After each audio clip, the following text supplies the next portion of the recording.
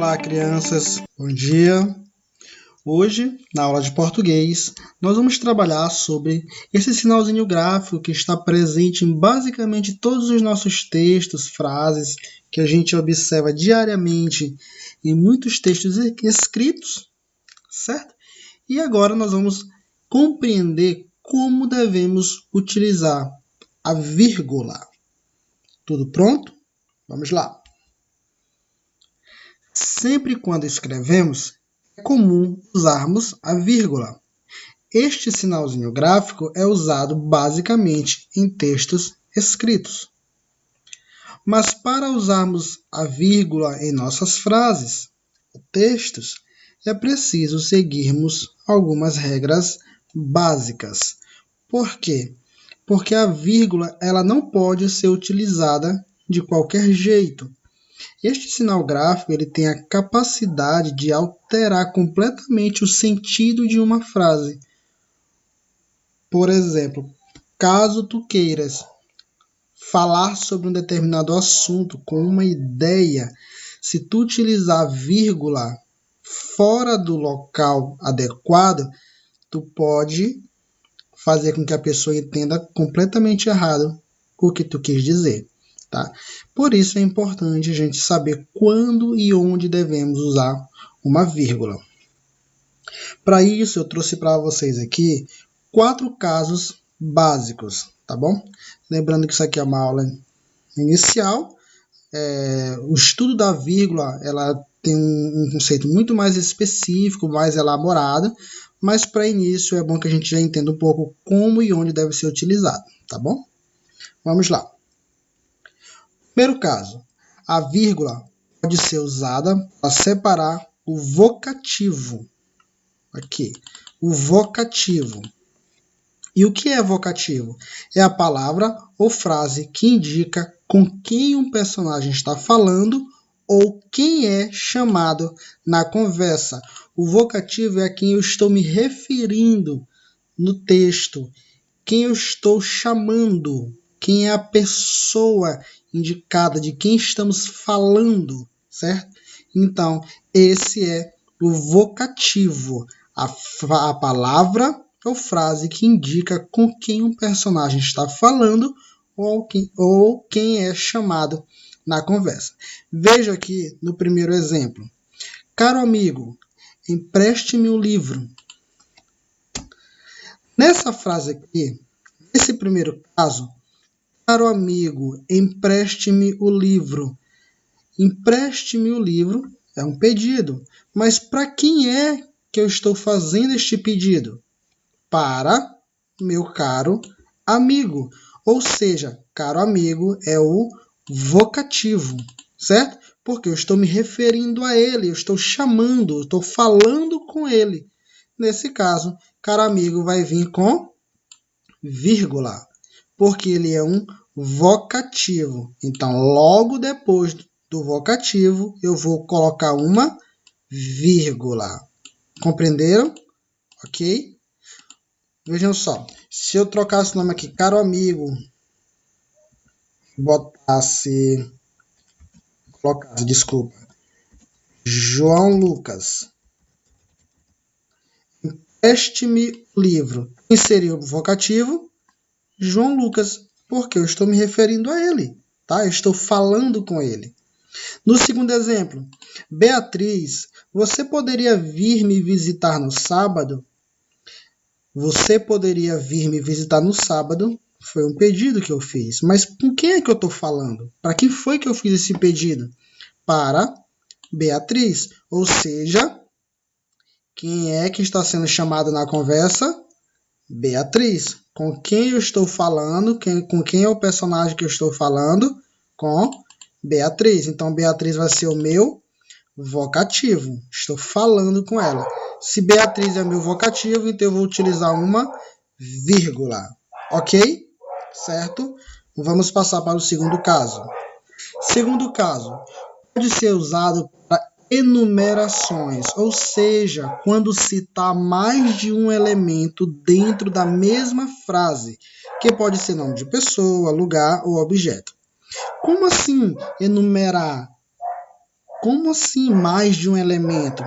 Por exemplo, olha aqui esse primeiro caso. Vou convidar João, o Pedro, a Rebeca e a Ana Júlia. Vejam que eu estou utilizando mais de um elemento dentro da minha frase, ou estou enumerando a quantidade de pessoas que eu vou convidar para minha festa, meu aniversário, para alguma coisa. Vejam só, eu utilizei 1, João, 2, Pedro, 3, Rebeca e 4, Ana Júlia, certo? Então, eu estou enumerando a quantidade de pessoas que eu vou convidar. Se eu for enumerar a quantidade de elementos, eu vou separar todos eles por vírgula, tá bom? Para eu saber a quem eu estou me referindo individualmente. O João, o Pedro, a Rebeca e a Ana Júlia, certo? Vejam só esse segundo caso. Nas minhas férias, eu viajei para... Vou enumerar de novo. Para onde foi que eu viajei? Vamos lá. São Paulo, Rio de Janeiro, Porto Alegre e Argentina. Eu viajei para quantos lugares? 1, São Paulo. 2, Rio de Janeiro. 3, Porto Alegre. E 4, Argentina. Então, eu estou enumerando a quantidade de lugar que eu viajei, certo?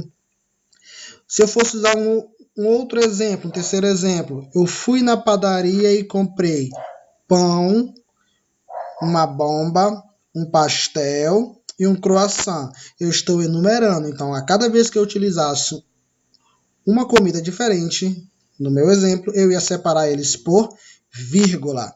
Se eu fosse utilizar um quarto exemplo, no meu estojo eu tenho um lápis, uma borracha, uma caneta, um apontador e uma régua. Cada um desses elementos que eu citei seriam separados por vírgula, certo?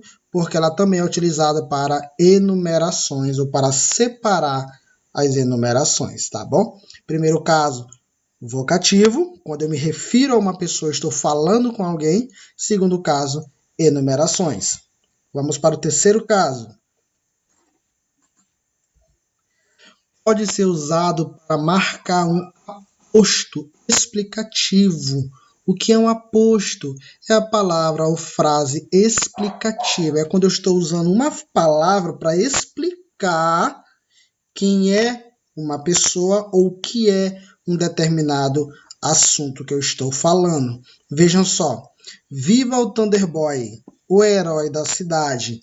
Viva o Thunderboy, o herói da cidade. Quem é o herói da cidade? Thunderboy. Ou seja, o herói da cidade é a minha explicação de quem é o Thunderboy, certo? Então, se eu vou explicar quem é o Thunderboy, eu vou usar uma vírgula, ok? O mesmo eu poderia dizer, o Capitão América, vírgula, é o melhor Vingador. Eu separei por vírgula porque eu expliquei quem é o Capitão América. Ele é o melhor Vingador. Segundo exemplo, a Rebeca, amiga de minha prima, recebeu a premiação.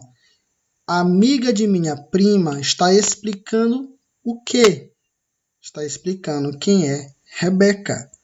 Rebeca é amiga da minha prima, ou seja, amiga da minha prima é aposto explicativo, porque está explicando quem é Rebeca. O herói da cidade é aposto explicativo, porque está dando uma explicação de quem é o Thunderboy. Então, sempre que eu vou fazer uma explicação de um termo, eu separo por vírgula. Ok? Vamos para o último caso. Separar nomes próprios de lugares seguidos de data, ou seja, quando eu vou separar um substantivo de lugar, separando da data. Vejam só, um exemplo bem clássico e básico. São Paulo. São Paulo é um substantivo próprio e eu vou separar com vírgula de uma data, ok? São Paulo é o nome da cidade, 12 de novembro de 2019 é uma data. Então, se eu estou utilizando o nome próprio de lugar e seguido vem uma data, eu vou botar uma vírgula. O mesmo seria se eu dissesse o seguinte: Rio de Janeiro, deixa eu só botar aqui correto, é isso, professor. Rio de Janeiro. Agora, se fosse colocar uma data, vírgula, 25 de outubro de 2007.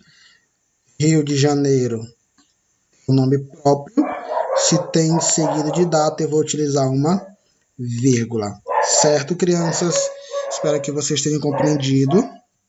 Tá? Se tiver alguma dúvida, é só assistir o vídeo novamente, tá bom? Caso continue com dúvidas, entre em contato comigo. Isso foi apenas uma aulazinha bem básica sobre a utilização das vírgulas em nossos textos, que a gente vai usar bastante quando você estiver escrevendo suas redações para mim, tá? E não se esqueçam de curtir e compartilhar o canal da escola. Dê o seu joinha, porque isso é muito importante para a gente saber que vocês estão gostando, tá? Um grande abraço e até a próxima aula.